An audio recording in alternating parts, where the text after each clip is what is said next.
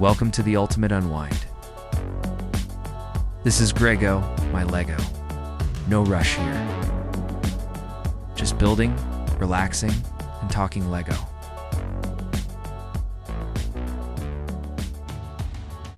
Subscribe now to Grego My Lego on YouTube, where every build tells a story.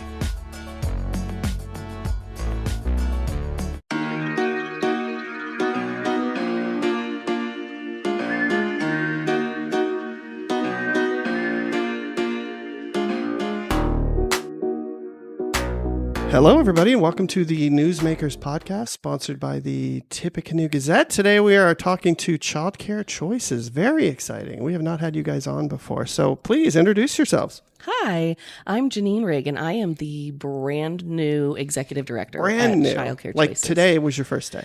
2 weeks ago. Okay, good. I was going to say, you were like here, and you're like, this is brand new to me. This is exciting. So 2 weeks, that's exciting. Yeah, it is. That's cool. Also scary. And a little bit scary. Yeah, you kind of walk in, and you're like, what's first? I bet you're making a lot of lists. That's what I do. So many lists. A lot of Post-it notes. Oh, God. Who else do we have? My name is Bethany Henry. Bethany, how are you? I'm good. How are you? Great. I am an 18-year-old mom, and Nice. I was able to go to an advocacy trip with Childcare Choices to go advocate for better childcare. Excellent. And I also got to advocate for childcare workers as well, since I work at a childcare center also. Oh, really? You do? Mm-hmm. That's cool. Congratulations. Thank you. So tell people about Childcare Choices. I bet a lot of people think they know a lot about Childcare Choices. Well, we have been in Tip City specifically for quite a long time. I want to say close to 40 years. I believe next year is actually our 40th anniversary. Wow. Yeah. And so we are located at the West Charleston Church of the Brethren, but we're a childcare resource and referral agency specific to Miami County. Mm-hmm. We do serve some of the surrounding areas because we are a child and adult care food program sponsor. So some of the childcare programs that we work with for that are in counties and areas other than Miami County. But we also provide trainings to childcare staff and directors. We help families find care. Okay. So that's kind of the referral part. And then we are also working on some kindergarten readiness resources for families when their children, are kindergarten age, helping them know, what skills the kids need to be working on. Right. And then, helping them be successful as they enter kindergarten.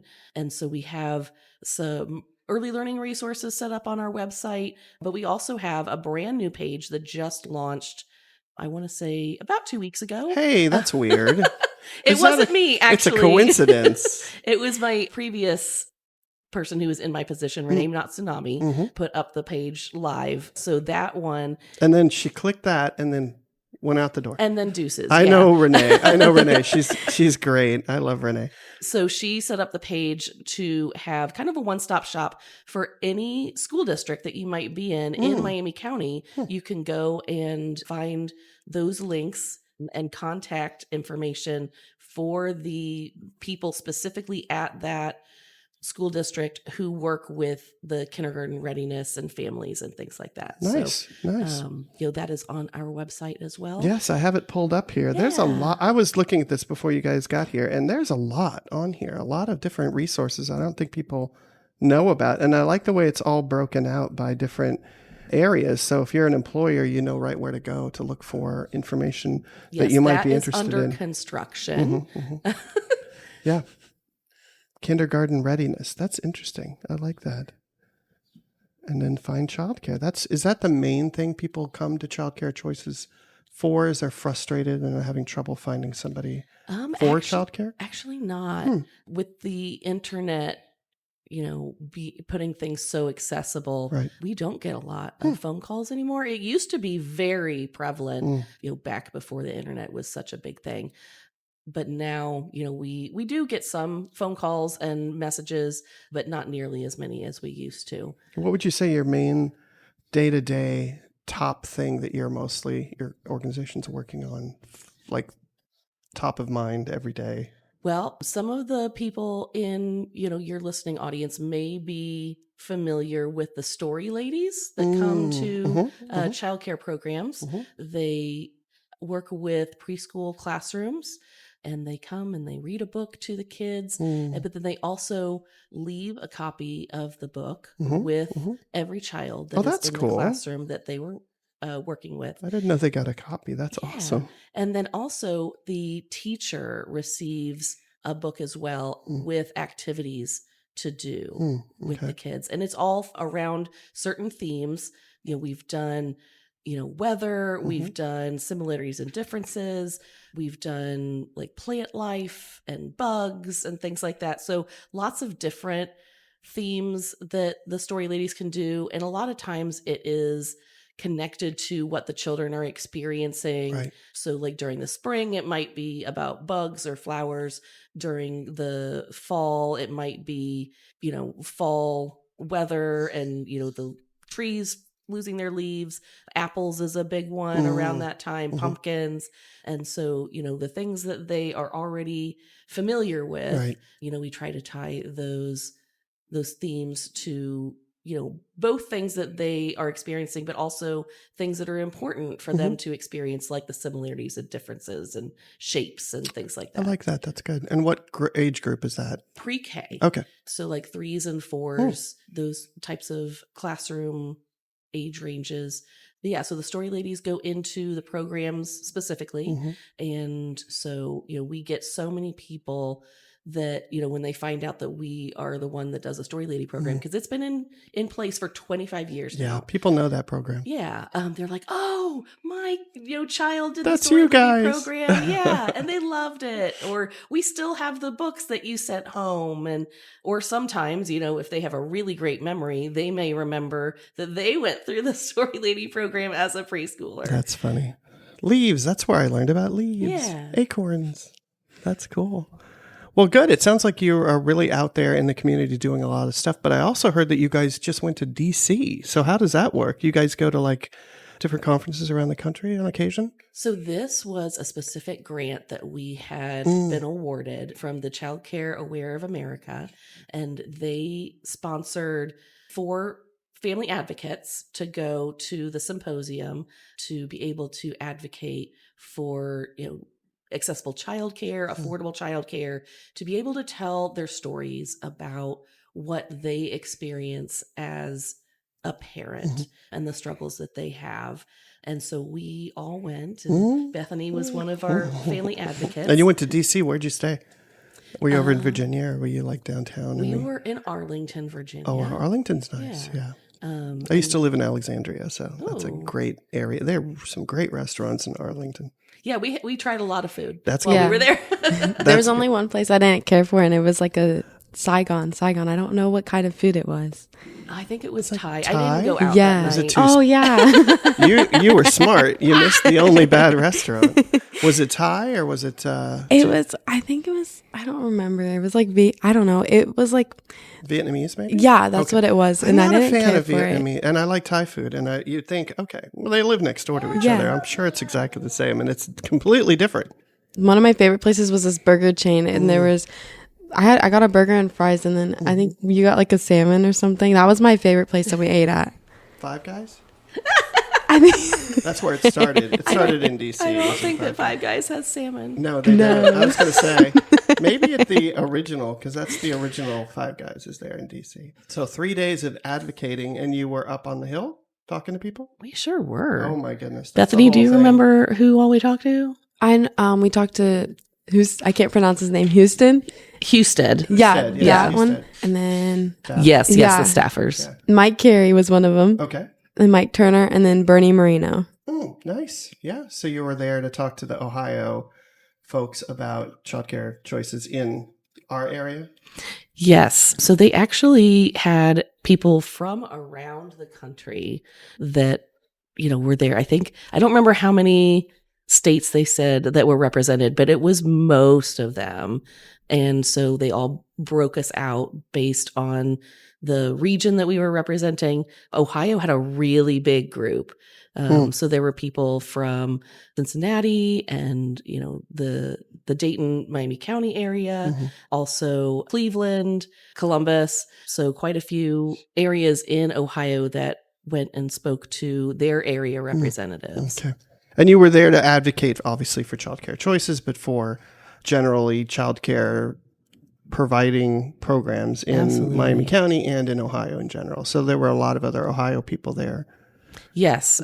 So we wanted to make the legislators aware of how the budget cuts will affect real families. Right. And so that's what Bethany and the other family advocates were able to do, was share their story. And I think, would you be willing to share what that story is? Yeah, I'd love to hear what you told these people, because you're on the ground, you're living it, you're like boots on the ground. You're like, I know what I'm talking about, because it happened to me yesterday. Yeah. So my whole journey started when I was 14. I found out I was pregnant into 5th grade.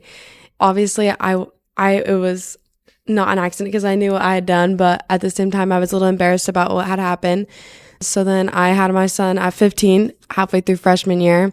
And from that point on, I had a little child to raise as a child myself and still learning. I faced a lot of backlash from my peers and just figuring out how to manage that journey with a job and taking care of a child and trying to not lose myself within that of being a mom, but also trying to have somewhat of a life. And it's a lot of work. I don't know if you noticed that or not. Yeah. having kids is it's kind of like a full-time job. Yeah. Really. Yeah. Luckily, my parents are really supportive when they found out. It took a couple months for all of us to, come down to it. So you're sitting down talking to all these like important people, I'm making air quotes, important people that have legislative power, and you want to share like your actual story with them. Were they like receptive to that? Most of them were. I think that we only had one that was kind of like, we've heard about this, we're working on it, but the rest really sat down and really paid attention to our stories, and that meant a lot. Yeah, we're not going to name names as to who the one that wasn't as receptive That's was, smart, though, to bring actual people to talk to the legislators. That's interesting. Yeah, I think it really brought a humanizing factor to it. It's not just abstract and, here's the data and, numbers and things like that. It's, putting a face to a name, to a story, to a journey and obstacles that they have the ability to affect. So that was, really powerful. And we were so fortunate that we were able to give, all 4 of our family advocates that opportunity to go. Was that your first time on an airplane? Yeah, it was my first time. It was neat. it was scary at Was it first. scary? The second run, like on the way back, it was like, oh, I can do this. And now I'm ready to get on another one. Airplanes are scary, especially when they take off, because everything is roaring. Yeah. And they don't tell you that. And then you're like, is that supposed to be happening? Like, why is it so loud? And why is the engine a foot from me? Yeah. That's a good idea to bring the actual people to DC. I've found, I've been on city council and I've been involved with government before, and I've found that the closer the person is that you're trying to help to the person making the decision about whether or not they get that help seems to be improved by that less distance. And the further you distance the person from the person deciding if they're going to get help or not, then they become like it's a spreadsheet of a bunch of numbers, and you're not looking in the person's eyes. When they used to have like adoption agencies were run by churches and stuff like that, like you were trying to find a place for a person that you were sitting in front of you with somebody from your town. So like their placement agencies were local, and that I think is what one of the things Childcare Choices does really well, as opposed to these larger like nationwide programs, which I don't know how effective they are. I really don't. But it's nice to see. I don't have their data, unfortunately. Well, I'd like to think it's better to be closer to the needs, to who you need to be helping, and the people who want to help, and then you can kind of hook them together. Yeah, we have developed so many relationships within, Tip City and Miami County, as a whole. Right. And so I'm so thankful for those relationships. I'm still actually learning a lot of them. 2 weeks into the position, I was actually talking to someone the other day who works for the Tip City Library. And I said, "Oh, you probably worked with the person that had my position before me." And she said, "I've only been here for 3 months." And I was like, okay, I just assumed that it was somebody that I hadn't learned that connection yet. Yeah. Tiffany's new over there at the library. Was it Tiffany? I think so. Yeah, they're thinking about doing a podcast for the an official library podcast. Nice. So she and I have been talking a lot, but she's new too, and she's really trying to push the social media side and getting the word out on that. But it is interesting. There has been some turnover, and we're getting a lot of fresh new voices. It's exciting. Yeah, it was really random because I had not that I don't like Renee. Renee was awesome. Every time I saw Renee, I'm like, "Hey, how's it going?" She would always tell me about childcare choices. But it's neat, and it's good. It's a good sign for an organization when you're actively bringing new people in and it's growing and things are happening. I've been with other organizations where you're like, we got 5 years to replace these people or the whole thing's shutting down. Yeah, actually, pretty much our whole team is brand new. So I was originally the training coordinator there. And when Renee was leaving, I had said, "No, I don't want to be executive director," and then changed my mind. So then we had to replace my position, and then the food care program person was leaving. So we, hired someone for her, and everybody is just rocking it. So I'm really happy with the team that we have right now. But we all kind of transitioned into our roles at the same time. So we're all learning, That's exciting. what's going on at Childcare Choices. So I'm super looking forward to all of the great things that we're going to do together. That's great. That's great. So what were you looking for when you went to DC what were you advocating? What was the main push of stuff that you really wanted to get across to the legislators? Budgeting. Is that it? Yeah. There's a cliff right now between where people get their subsidy and assistance.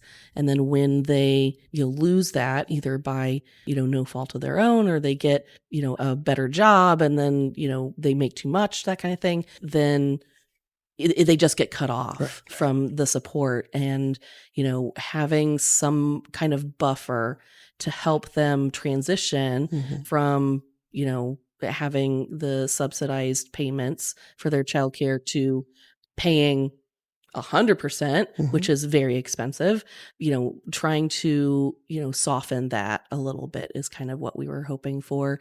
But we did put in some budgetary asks to the legislators to, let them know here is really what we think is the minimum that we would need in order for childcare subsidized programs to be able to work effectively.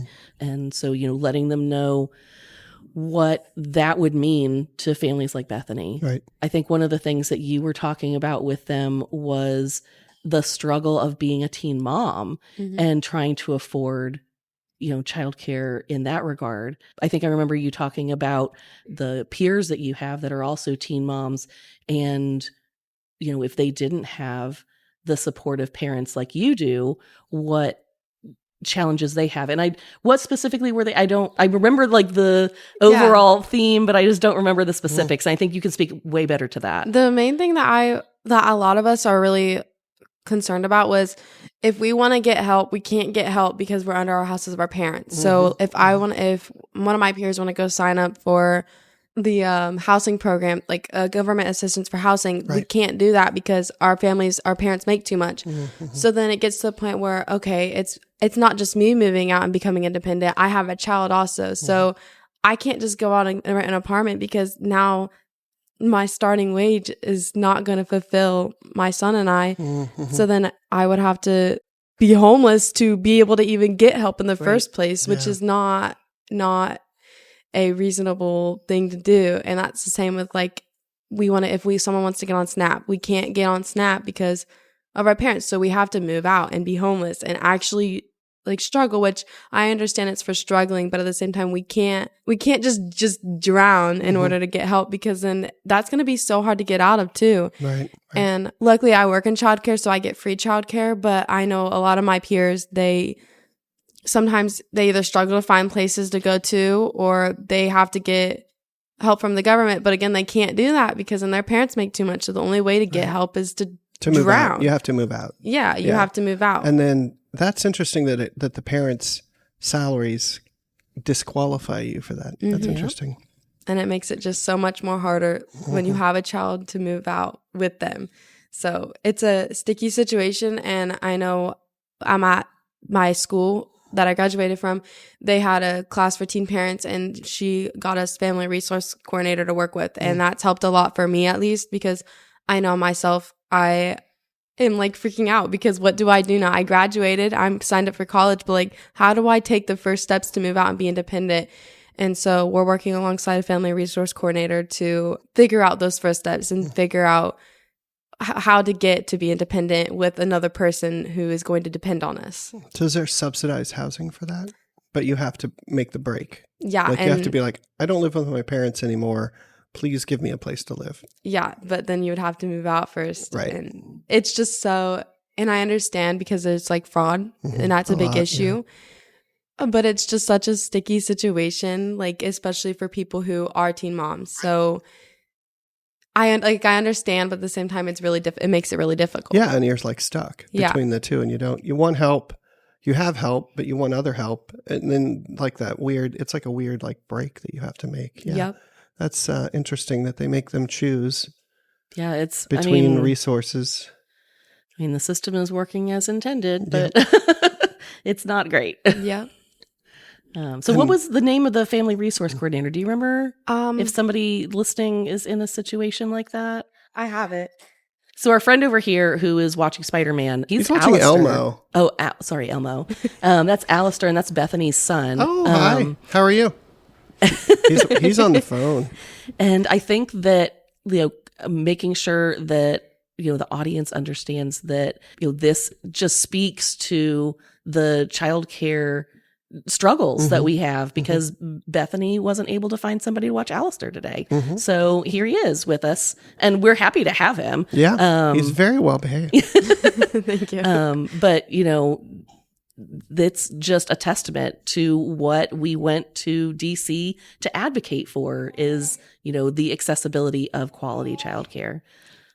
Did you find the... Yeah. So it's from Miami. It's from Miami County, and her name is Megan Landis. Her fax phone number, I think is what it is 937-339-3256. Fax? I think that's what it stands for. In case you need to fax her Is something. that an F? Is there an F in front of that? I think that's what she people still said. use fax machines? Yeah. And then her email is megan.landis, and then Landis is spelled Landis at miami.k12.ohio.us. Do you watch The Pit? The TV show The No, Pit? but I've heard of it. I love The Pit. Oh, it's so good. Anyway, they had the computers go down on one episode, and they brought out this fax machine, and they I think set it's it on more the than one counter. episode. And they set it on the counter, and they're like, what is that? And they're like, where did you find that? And then they plug it in and turn it on, right? And it makes this really weird noise when you're faxing something in and out. And all the people under like 30 are like freaking out. They're like, what's that sound? What's that sound? And the lead nurse, the main nurse, she's like, welcome to the dark ages. And then they had to figure out that they shouldn't use felt tip pens on because it didn't go through the the carbon. paper. This makes copies, but people under 30 don't know that you have to push really hard. So they're like ballpoint pens, and they're throwing pens. Yeah, that was a good one. That's a great show. But It really is. That's interesting that she has a fax machine because I bet a lot of people are sending her like files and like reports and things like that. So that makes sense. But you found her to be helpful with with what you needed? Yeah, right now I'm trying to, I lost a really important card. So right now I'm trying to replace that. But so we had to like put everything on hold. But she helps out like if you want to fill out paperwork because that stuff can be really confusing.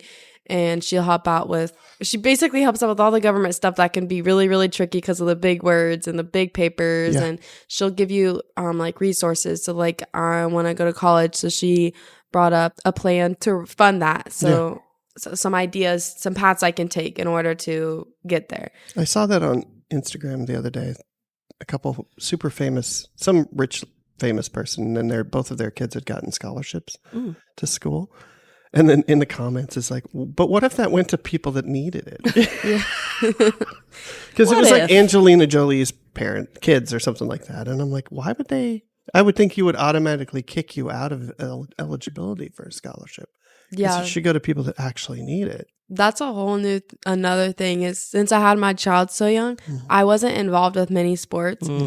And so many scholarships are revolved around school participation and that means sports. Is that what that means? And like clubs. And so I can't do a lot of that. Or then you do FAFSA and it includes your parents' incomes in it. And that's another thing. Like my parents aren't paying for any of my college. It's only me. Right. And I also have a child. And so now if I want to go to college and I want to move out, that's just another thing I have to pay for. And I'm not going to, since my parents make so much, it's even lower. And so that's a whole nother thing is I want to go to college because especially since I work in early childhood, I only make so much. So the only way to get what I need is to go to college. But then they include my parents' income in it. And it's like, okay. Yeah, and that feels like a holdover to times when people paid for their kids' colleges back when college didn't cost $1 trillion. So now I think that paperwork hasn't caught up with counting your entire parents' salary against you disqualified my kids for some of the scholarship opportunities. And they were paying for their school. And that is, that seems like, but I guess if you opt out and take the parents' salary off of there, everybody would do that. So it'd just be fraud. Again. And you just graduated, right? Yeah. Congratulations. Yeah. That's exciting. Thank you. From high school. From high school, That's cool. I start college at Sinclair in the fall. Nice. That's where my boy goes. That's great. Sinclair's great. I love Sinclair. I love the atmosphere. I went with my class because we did a field trip there, and I just love the atmosphere. It's so warm. Yeah, that's a nice school. That's fun. Well, congratulations. Thank you. That's an accomplishment. Thank you. You have a lot on your plate, and you're still accomplishing things and finishing things, which is exciting. Thank you. It's hard to do. Good. So do you feel like your trip to DC was successful? Yeah, were you like jazzed about it when you left and you're like, yes, that went great. Yeah.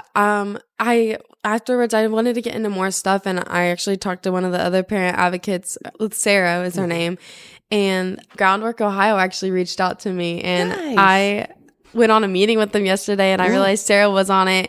And so this trip actually allowed me to get more out there in the advocacy and really getting into the childcare like bills and challenges that are out there. And so I'm super excited to see where this brings me. And I'm so grateful for Childcare Choices because that's the only reason that Groundwork Ohio reached out to me was because I went on that trip and I think Renee talked to them. So I'm so it grateful. Opens a lot of doors. Yeah. That's cool. And do you feel like it was a successful trip? Do you feel like you got absolutely. You got your point across, hopefully, to some important people? Yes. So I specifically talked to the Turner representative because that area is where I live.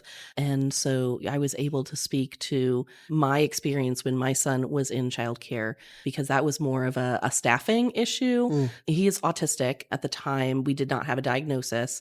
We had tried and, they said there wasn't enough like characteristics at the time.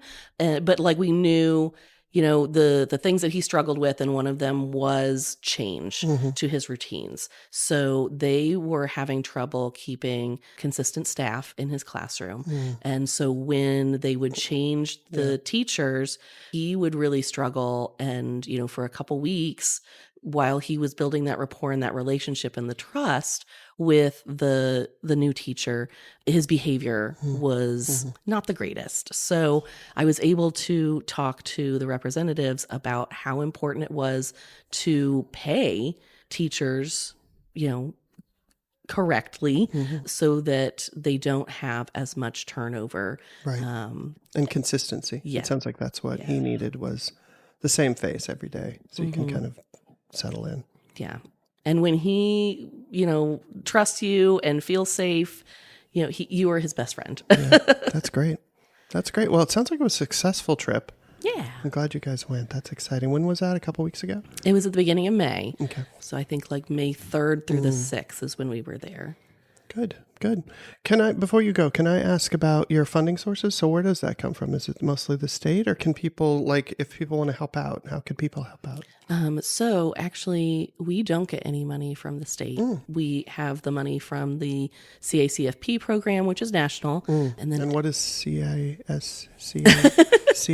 What'd you say? CACFP, CPA? the Child and Adult Care Food Program. Okay. That we were a sponsor for. Okay, I didn't know that. Yeah, so that helps.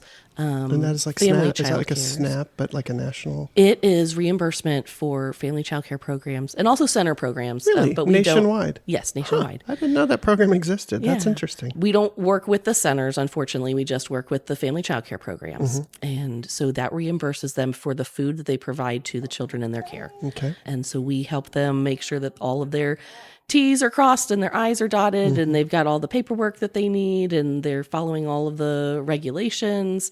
And so we just had our audit. Oh, those are fun. Yeah, that was right after we went to DC. Actually, it was like the next week. So Those can be always very exciting. yes. Yes.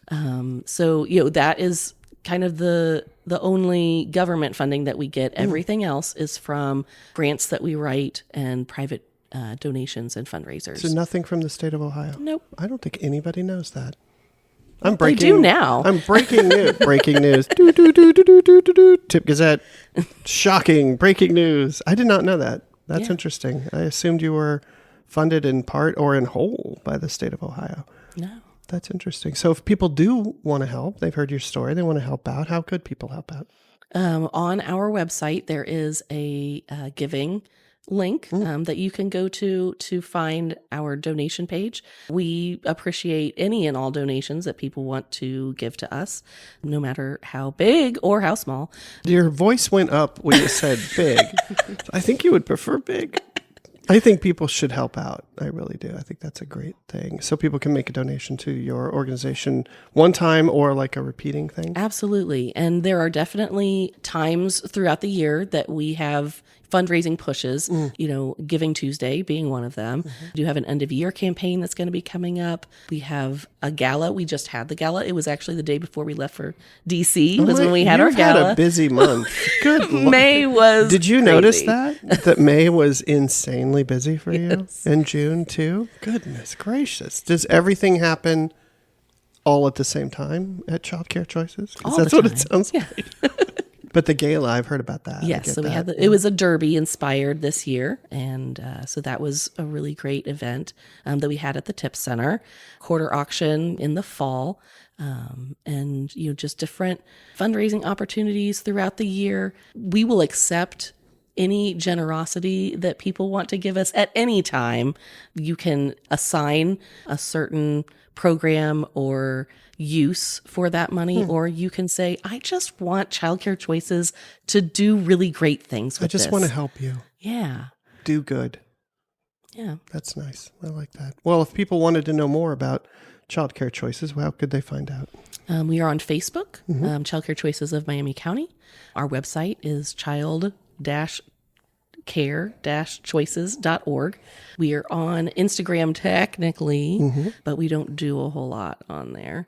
But yeah, there's a lot of different places to find us. We're on Pinterest. Yes. I saw the Pinterest thing and I didn't look over here. That but is that's actually connected really closely with our Story Lady program. That is really cool. I don't know any other organizations that have a Pinterest. That's neat. I Should actually do that. didn't know about that, and I'm super excited now because I just got a lead teacher position, and this will be handy. I forgot about Pinterest, and now I'm like, I got to get back on this because the paper, we have a very, very, very busy Facebook and Instagram thing, but we don't have like Instagram. It's like one photo, and this would be neat to put older pictures up. Yeah. That's cool. And so if people want to reach out to you, is that something you would want people to do? They sure can. Oh, good. I bet you have a telephone. Or we have or a fax. or an email. Actually, we don't. Yeah, nobody has a fax machine. That lady gets all the faxes in the entire county, and then she has to spread them, like deliver them to people. Probably, she could go work at the pit. Just make sure she's not using a felt tip pen. No, never. So the phone number is 937-667. I'll let you write it down. 1799. And you can reach me, Janine, Or Jordan is our new program coordinator who is working with the Story Ladies, who's doing a lot of the training and the kindergarten readiness that we do. And then Julia is the person to contact about the child and adult care food program. Great. Wow, that's great. Well, thank you for coming on. This is exciting. Anything we missed? Anything I forgot to say? I don't think so. I love Bethany. Bethany's such a great name. That was one of my main characters in my first book that I wrote. The main lady character name was Bethany. I just love that name. That's great. What book was that? I've written too many. Oh. It was about a serial killer. Shh. Don't tell anybody. But yeah, I love that name. That's a great name. Thank you. Congratulations. You're doing great. Thank you. Really well done. And thanks for coming on. Yeah.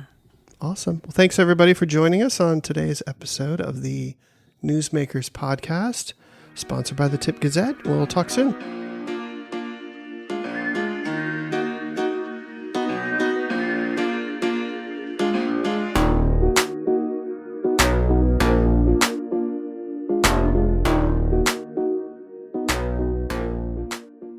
Three, two, one. Every week, DJ Menegroth drops deep cuts and cinematic textures, the kind of beats you imagine playing behind sunsets, streetlights, and stolen movie moments. From sci-fi streetscapes to high school heartbreak, if it belonged on a tape, it's here. Synthwave Cinema streaming wherever dreamers drift.